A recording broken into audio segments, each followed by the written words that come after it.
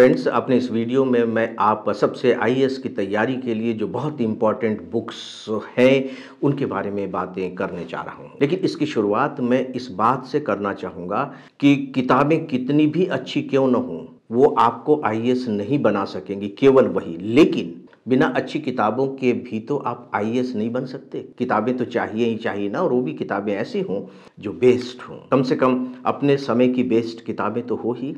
लेकिन इससे पहले कि मैं सीधे सीधे बुक्स पर आऊं, मुझे ऐसा लगता है कि इससे जुड़ी हुई जो 4 बड़ी इंपॉर्टेंट बातें हैं वे आपको जाननी ही चाहिए, क्योंकि इनका सीधा संबंध बुक्स से ही है।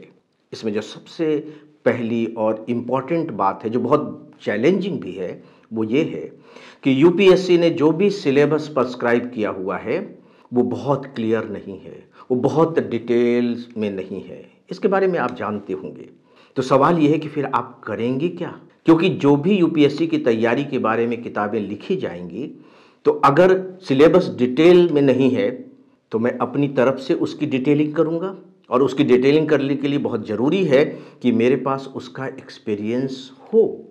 इसका मतलब यह हुआ कि आप किसी भी एक बुक से आईएएस की तैयारी नहीं कर सकते किसी एक सब्जेक्ट पर। उसके लिए आपको जो डिफरेंट सोर्सेज हैं, जिसे आप कहेंगे मल्टी रिसोर्सेज, उपयोग में लाने पड़ेंगे। इसी से जुड़ा हुआ जो एक पुराना आपका अनुभव रहा है, मैं आपको सतर्क करना चाहूँगा कि वो यहाँ काम नहीं करेगा। वो अनुभव क्या रहा है? आप ग्रेजुएशन कर रहे थे, आप पोस्ट ग्रेजुएशन कर रहे थे, तो देखिए उसका जो सिलेबस होता है वो बड़ा क्लियर होता है। उस क्लियर सिलेबस को देख करके किताबें तैयार कर दी जाती हैं।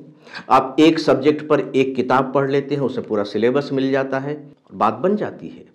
लेकिन आईएएस के एग्जामिनेशन के साथ ऐसा नहीं है। आप इसे एक प्रकार से आईएएस की तैयारी करने का एक चैलेंज ही मान लें। फ्रेंड्स, इसी के कंटिन्यूएशन में जो दूसरी इंपॉर्टेंट बात है वो ये है कि फिर भी किताबें तो लिखी ही गई हैं, यूपीएससी की तैयारी कराने वाली किताबें हैं, तो आप उनका उपयोग कैसे करेंगे? क्या किताबों में जितने भी टॉपिक्स दिए गए हैं वे सब आपको पढ़ने चाहिए?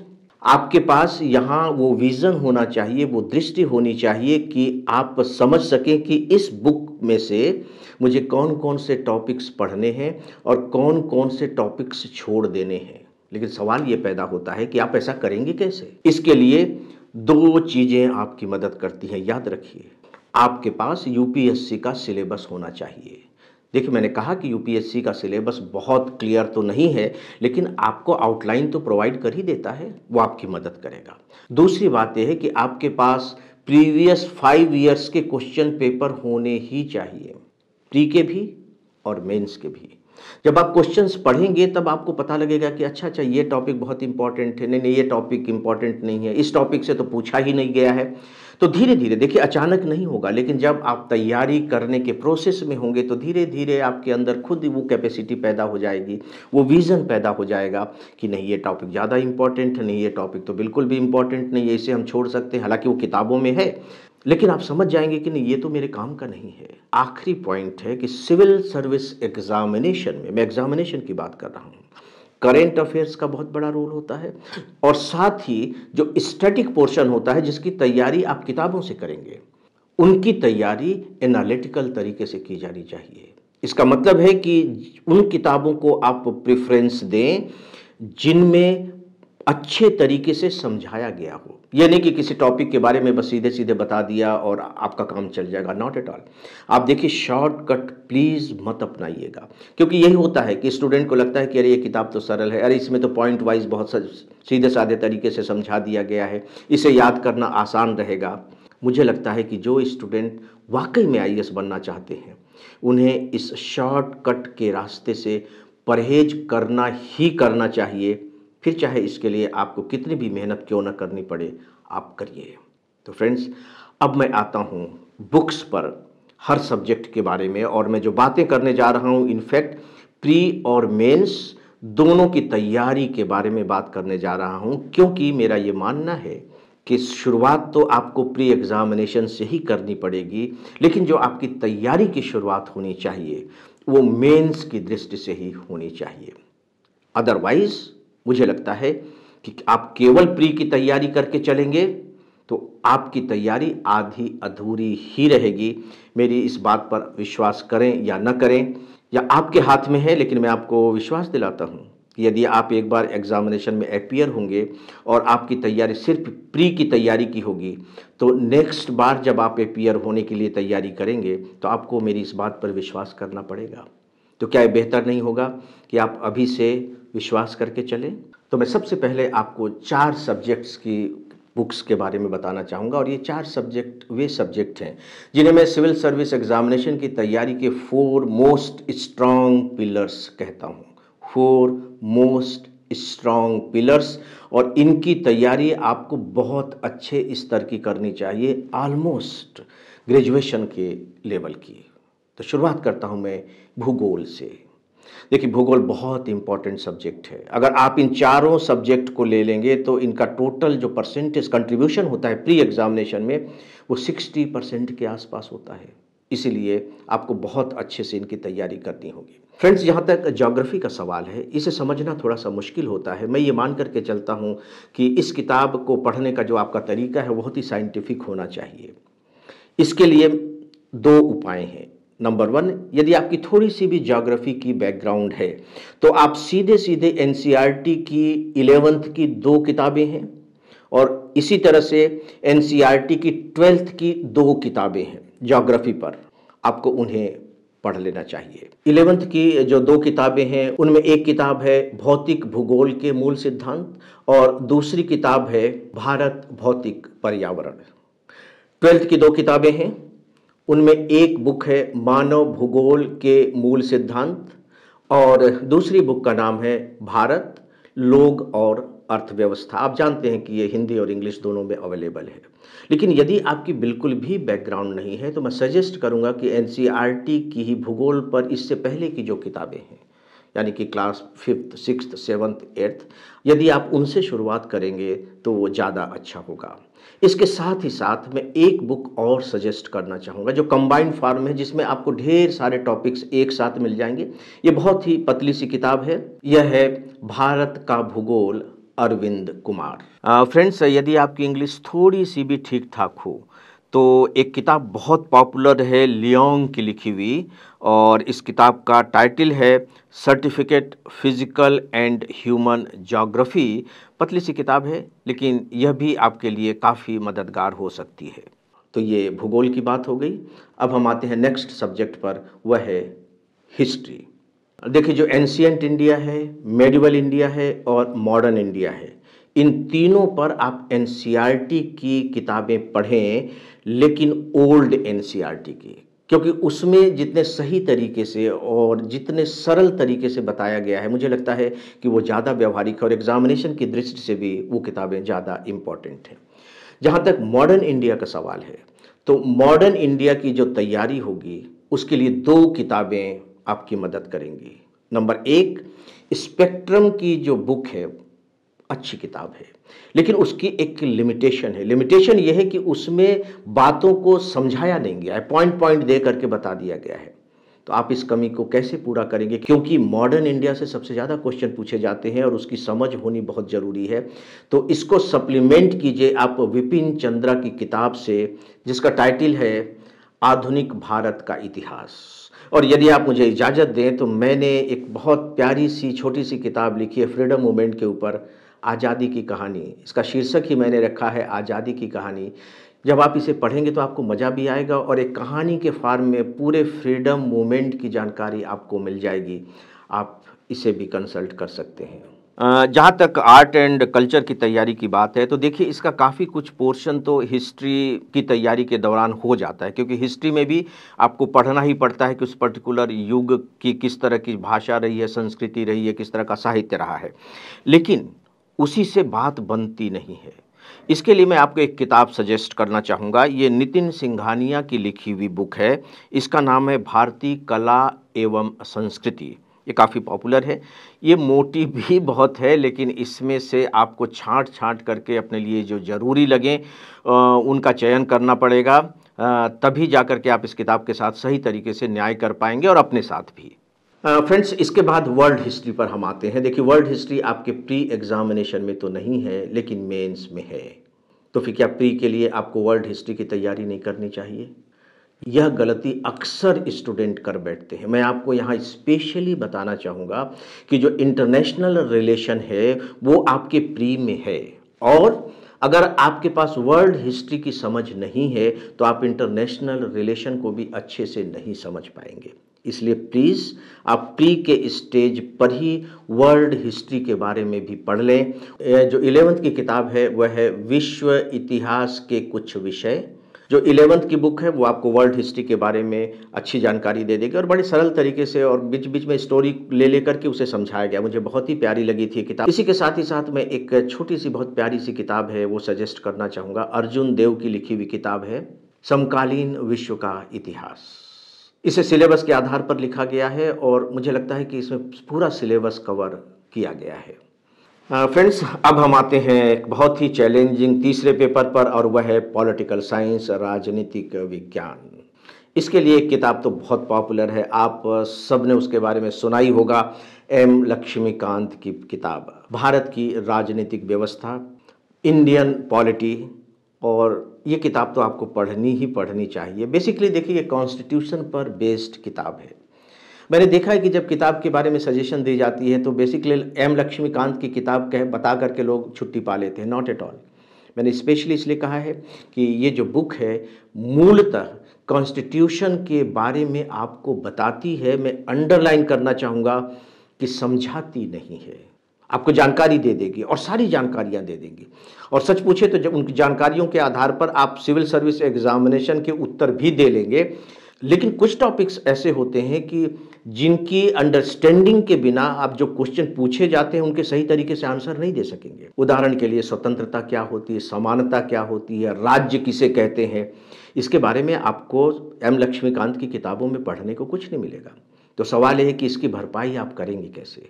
इसकी भरपाई करने के लिए एनसीईआरटी आपके पास मौजूद है। तो एनसीईआरटी की जो कुछ किताबें हैं उनके बारे में मैं बताने जा रहा हूँ। देखिए, पॉलिटिकल साइंस पर एनसीईआरटी की भी बहुत किताबें हैं, लेकिन आपको उसमें उलझने की ज़रूरत नहीं है। आप केवल एनसीईआरटी की 3 किताबें पढ़ लीजिए। उसमें एक किताब है 10th की, लोकतांत्रिक राजनीति। जो दूसरी किताब है वह 11th की है, राजनीतिक सिद्धांत। और जो तीसरी किताब है वह 12th की है, समकालीन भारत में राजनीति। मुझे लगता है कि इससे पॉलिटिकल साइंस की आपकी अच्छे तरीके से तैयारी हो जाएगी। फ्रेंड्स, अब हम आते हैं इंटरनेशनल रिलेशन पर। जो मेंस का सेकंड पेपर है उसी का ये पार्ट है। इंटरनेशनल रिलेशन थोड़ा सा देखिए चैलेंजिंग है, और सबसे अच्छी बात है कि इंटरनेशनल रिलेशन पर जो क्वेश्चन पूछे जाते हैं ज़्यादातर क्या, कभी कभी तो मुझे लगता है कि 100% शायद करंट अफेयर्स पर ही होते हैं। तो करंट अफेयर्स इसमें बहुत बड़ा रोल प्ले करता है, लेकिन आपको करंट अफेयर्स को भी समझने के लिए एक बेस तो चाहिए ना। तो बेस तैयार करने के लिए पुष्पेश पंत जी की एक किताब है 21वीं शताब्दी में अंतर्राष्ट्रीय संबंध। ये किताब ठीक ठाक है। देखिए, बहुत मोटी किताब है, आपको उसमें से ये डिसाइड करना पड़ेगा कि कौन कौन से टॉपिक्स आपके काम के नहीं हैं, कौन कौन से टॉपिक आपके काम के हैं। किताब देख करके आपको पसीना छूटने लगेगा, लेकिन घबराइए मत, सारे चैप्टर्स आपके काम के नहीं हैं। ये आपके लिए एक प्रकार से खुशखबरी है। इंटरनेशनल रिलेशन पर एक और बुक मैं यहाँ बताना चाहूँगा जो पवनीत सिंह जी के द्वारा लिखी गई है, और इसे मैकग्रा हिल ने छापी है, लेकिन यह बुक अंग्रेजी में है। यदि आप पढ़ सकते हो तो आप इसे भी कंसल्ट कर सकते हैं। फ्रेंड्स, जो अगला पिलर है, 4th पिलर, बहुत इंपॉर्टेंट पिलर, वो है अर्थव्यवस्था का।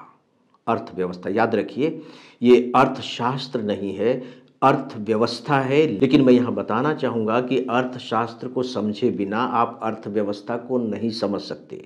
दूसरी बात कि इस विषय की तैयारी के लिए एनसीईआरटी की किताबें आपकी कोई मदद नहीं करेंगी, बल्कि आप एनसीईआरटी की किताबों से बचने की कोशिश कीजिए। एनसीईआरटी की किताबों में जो टॉपिक्स दिए गए हैं, जितने डिटेल्स में दिए गए हैं, जिस तरह की लैंग्वेज का इस्तेमाल किया गया है, मुझे नहीं लगता है कि वो आपके लिए ज़रूरी है। सच पूछे तो मुझे ये लगता है कि आपके लिए वो बिल्कुल बेकार हैं। तो फिर आप करेंगे क्या? मैं यहाँ इसके लिए आपको 3 पुस्तकों के नाम बता रहा हूँ। उसमें एक बुक है रमेश सिंह की, उसका नाम है भारतीय अर्थव्यवस्था, लेकिन ये भी बहुत मोटी किताब है। और सच पूछे तो इसके जो 50% चैप्टर हैं वो आपके लिए ज़रूरी नहीं है, आप उन्हें बड़े आराम से छोड़ सकते हैं। फिर वही बात है कि आप किसे छोड़ेंगे, किसे नहीं छोड़ेंगे, इसके बारे में मैं शुरू में आपको बता चुका हूँ। और यदि आप इसके बाद भी अपनी समस्या का हल नहीं निकाल पा रहे हैं, तो फिर तो देखिए एक ही उपाय है कि आप किसी मेंटर से मिलें और कोई दूसरा उपाय निकालें, लेकिन उपाय तो निकालना होगा, क्योंकि ये जो विषय होते हैं इतने वाइड होते हैं कि अगर आप उस जंगल में खो गए ना, तो बस खो जाएंगे, निकल नहीं पाएंगे। इसलिए बहुत ज़रूरी है कि आपको मालूम होना चाहिए कि आपको क्या पढ़ना है और क्या नहीं पढ़ना है। इसके साथ ही मैं 2 किताबें और बताना चाहूँगा। ये दोनों किताबें इंग्लिश में हैं, लेकिन बहुत सरल इंग्लिश में। चूँकि मैंने पढ़ी हुई है इसलिए मैं ये बात कह रहा हूँ कि बहुत ही सरल इंग्लिश में है, आप बड़े आराम से समझ जाएँगे इन्हें। उसमें एक किताब है इंडियन इकोनॉमी, अमित सिन्हा की, और जो दूसरी किताब है उसका भी नाम है इंडियन इकोनॉमी, ये विवेक सिंह की किताब है। पतली किताबें हैं और ज़्यादातर इसके जो टॉपिक्स हैं आपके सिलेबस से मैच करते हैं। रमेश सिंह के बहुत से टॉपिक्स ऐसे हैं जो आपके सिलेबस में से मैच नहीं करते, लेकिन फिर भी उन्होंने किताब तैयार कर दी है। ठीक है, कोई बात नहीं, उन्होंने अपनी तरफ से लिखा है, अपने ढंग से लिखा है, अपनी समझ के अनुसार लिखा है, आप अपनी ज़रूरत के हिसाब से उसका यूज़ कीजिए। फ्रेंड्स, इसके बाद प्री में भी जो सब्जेक्ट काम आता है वो है आपके एनवायरनमेंट का टॉपिक, एनवायरनमेंट एंड इकोलॉजी। एक बात मैं यहाँ आपको स्पेशली बताना चाहूँगा कि देखिए जो एनवायरनमेंट और इकोलॉजी है वो बहुत कुछ आपके ज्योग्राफी में कवर हो चुका होता है। जब आप किताबें पढ़ेंगे ना जो ज्योग्राफी की मैंने बताई है, तो उसमें बहुत से टॉपिक्स आप पाएंगे कि वो कवर हो चुका है, लेकिन इसका मतलब ये नहीं है कि कंप्लीट हो चुका है, नॉट एट ऑल। तो उसके लिए एक पुस्तक है और मुझे लगता है कि यही अपने आप में सफिशिएंट होगी। ये किताब लिखी है आर राजगोपालन ने और इसका शीर्षक है पर्यावरण एवं पारिस्थितिकी, पर्यावरण एवं पारिस्थितिकी। और इसके साथ ही मैं यहाँ स्पेशली मेंशन करना चाहूँगा कि मेंस में एक आपका सब्जेक्ट है डिज़ास्टर मैनेजमेंट, वह भी इसमें कवर हो गया है। इसके साथ ही साथ एक बात मैं और आपको बताना चाहूँगा। इससे पहले मैंने इकोनॉमिक्स की बात की है, इकोनॉमिक्स के भी बहुत से टॉपिक आपके ज्योग्राफी में कवर हो जाते हैं, क्योंकि जब आप इकोनॉमिक्स के बारे में तैयारी कर रहे होंगे और जो किताबें मैंने बताई हैं, हो सकता है कि आपको लगे कि यार इसमें तो ये टॉपिक्स कवर ही नहीं हुआ है, जबकि सिलेबस में दिया हुआ है, जबकि प्रीवियस ईयर्स के क्वेश्चन पेपर के आधार पर मुझे लग रहा है कि इस पर पूछा भी जाता है, तो आपको थोड़ी सी घबराहट होगी। लेकिन यदि आप ज्योग्राफी की तैयारी इससे पहले कर चुके हैं इकोनॉमिक्स से, तो आपको बिल्कुल घबराहट नहीं होगी। इसका मतलब यह हुआ कि इकोनॉमिक्स के भी बहुत से टॉपिक्स ज्योग्राफी में उसी तरह से कवर हो जाते हैं जिस तरह से एनवायरनमेंट के बहुत से टॉपिक ज्योग्राफी में कवर हो जाते हैं। तो थोड़ा सा धैर्य रखना होगा। इसके बाद दोस्तों जो आपका नेक्स्ट सब्जेक्ट है वो है विज्ञान एवं प्रौद्योगिकी को लेकर के। ये प्री में भी पूछा जाता है और मेंस में भी पूछा जाता है। मैं आपको बताना चाहूँगा कि इस पर जो ज़्यादातर क्वेश्चंस होते हैं, ऑलमोस्ट 90% क्वेश्चंस वो सब करंट अफेयर्स से होते हैं, लेकिन फिर भी आपको एक बेस तो चाहिए ही। बहुत ज़्यादा किताबों में आप उलझे नहीं। स्पेक्ट्रम की बुक है साइंस एंड टेक्नोलॉजी पर, विज्ञान एवं प्रौद्योगिकी, यदि आप उस पर 1-2 निगाह मार लेंगे, 1-2 रीडिंग कर लेंगे तो उससे बात बन जाएगी। मैं आपको इसमें ज़्यादा उलझने की सलाह नहीं दूंगा। दोस्तों, अब हम बात करेंगे इंटरनल सिक्योरिटी पर। इससे प्री में भी क्वेश्चंस पूछे जाते हैं, मेंस में भी क्वेश्चंस पूछे जाते हैं, तो इसे आप एक इम्पॉर्टेंट सब्जेक्ट मान करके चलें। इस पर अशोक कुमार की किताब है जिसका टाइटल है भारत की आंतरिक सुरक्षा मुख्य चुनौतियाँ। अशोक कुमार खुद में आईपीएस ऑफिसर रहे हैं, इसीलिए उन्होंने इस किताब को बहुत ही व्यावहारिक दृष्टि से भी लिखा है।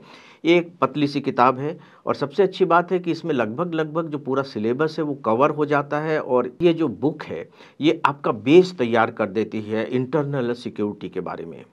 तो एक किताब ही आपके लिए पर्याप्त होगी। हाँ, ये ज़रूर है कि इसे आपको लगातार करंट अफेयर्स से अपडेट करते रहना पड़ेगा। अब एक लास्ट पेपर आपका बच जाता है, एथिक्स इंटीग्रिटी से रिलेटेड पेपर। प्री में तो ये है ही नहीं, मेंस में ये है और बहुत इंपॉर्टेंट पेपर है क्योंकि ये कंप्लीट एक पेपर है। इसके डिटेल में मैं नहीं जा रहा हूँ, मैं आपको इसके लिए एक किताब सजेस्ट करना चाहूँगा जो अरिहंत की है, जिसका शीर्षक ही है नीतिशास्त्र, सत्यनिष्ठा एवं अभिरुचि। यही आपके इस पेपर का भी टाइटल है, नीतिशास्त्र, सत्यनिष्ठा एवं अभिरुचि। वैसे यदि आप चाहें तो इस पर और दूसरी बहुत सी किताबें अवेलेबल हैं, आप उनमें से कोई भी किताब ले सकते हैं, लेकिन मुझे जो अच्छी किताब लगी है वह अरिहंत की लगी है। इसमें बातों को समझाया भी गया है, पॉइंट्स भी दे करके उन्हें बताया गया है और लगभग लगभग पूरा सिलेबस इसमें कवर हो जाता है। तो फ्रेंड्स, ये किताबों के बारे में मैंने कुछ बातें की हैं और मुझे पूरा विश्वास है कि यदि आप इन किताबों के आधार पर तैयारी करेंगे तो आपकी तैयारी अधूरी नहीं रहेगी। लेकिन जैसा कि मैंने शुरू में कहा था कि अच्छी से अच्छी किताबें भी आपके आईएएस बनने की गारंटी नहीं हो सकती। सारा दारोमदार इस बात पर होगा कि आप उन किताबों का उपयोग किस तरीके से करते हैं। आपके हाथ में कितना भी मॉडर्न टेक्नोलॉजी वाला हथियार क्यों न दे दिया जाए, बंदूकें दे दी जाए, मिसाइल्स दे दिए जाएं, लेकिन जो कमाल होता है वो चलाने वाले का होता है। तो यहाँ भी जो कमाल होगा वो पढ़ने वालों का होगा। ये बात मैं इसलिए कह रहा हूँ कि आपको बहुत से किताबों के बारे में लोग कहेंगे, अरे तुमने ये नहीं पढ़ी, तुमने ये नहीं पढ़ी, अरे ये बहुत अच्छी है, अरे तुमको ये पढ़नी चाहिए। अगर आप इसमें भटके तो मान करके चलिए कि जिस डेस्टिनेशन पर आप पहुँचना चाह रहे हैं ना, वहाँ पहुँचना मुश्किल हो जाएगा। जो बुक्स मैंने बताई हैं आप इन पर भरोसा कीजिए और भरोसा करके इन्हें अच्छे तरीके से पढ़िए, बार बार पढ़िए, समझने की कोशिश कीजिए। मैं गारंटी देता हूं कि आपकी बहुत अच्छी तैयारी ये किताबें करवा देंगे। फ्रेंड्स, यदि आपको हमारा यह वीडियो पसंद आया हो तो आप इसे लाइक करें, शेयर करें और हमारे यूट्यूब चैनल को सब्सक्राइब भी करें। अपनी बात में यही समाप्त करना चाहूँगा। नमस्कार।